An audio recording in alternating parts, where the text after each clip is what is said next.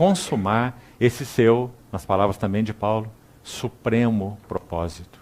Mas não são alvo, não são foco, não é a nossa vocação. Nós não fomos chamados para ser casados. Compreendem o que estamos dizendo? Nós fomos chamados para que as glórias de Cristo sejam vistas em nós, para que o caráter de Cristo seja formado em nós. Tanto é que se formos olhar o casamento santo e sublime como é, nunca percamos isso de vista, amados irmãos, muito mais em dias tão difíceis que vivemos. Mas se formos considerar o que significa casamento, do ponto de vista do eterno propósito de Deus, o que temos que dizer é que são relações provisórias. Provisórias. Porque diante dele, quando estivermos diante dele, essa realidade não será necessária. Casamento, relações exclusivas entre homem e mulher, não é? O casamento bíblico, nada disso será necessário. Por quê? Porque nós seremos todos introduzidos na realidade única, espiritual, do que é o casamento. A ceia das bodas do Cordeiro. Então, que necessidade teríamos de casamentos na nossa chamada eternidade futura diante do Senhor, não é?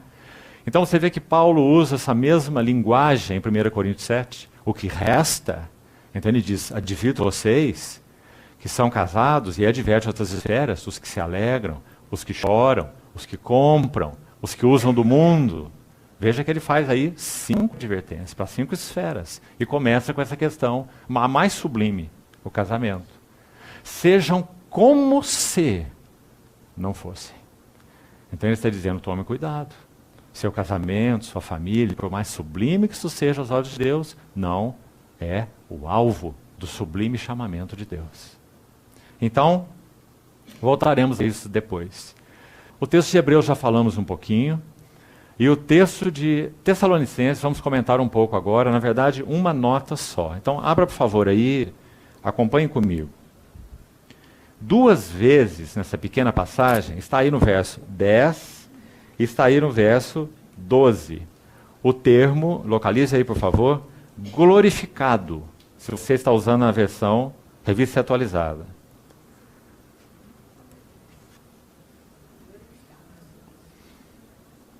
Quando vier para ser glorificado.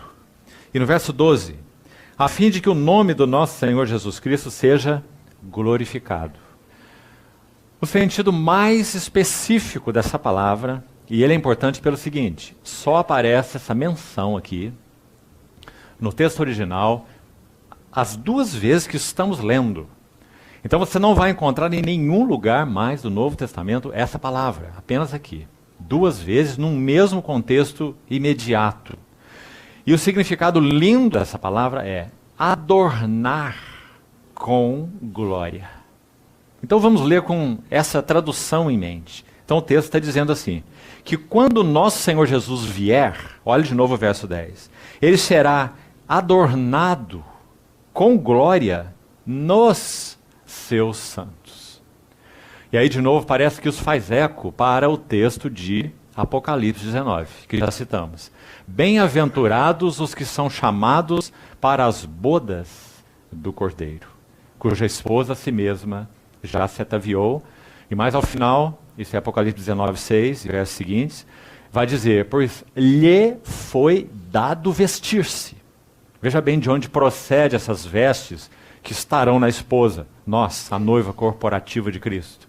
Diz, lhe foi dado vestir-se, ou seja, não é exatamente dela, nem foi provido por ela mesma, não é? Mas pela obra de Deus nela, que passa pela resposta dela sempre, uma interação, não é?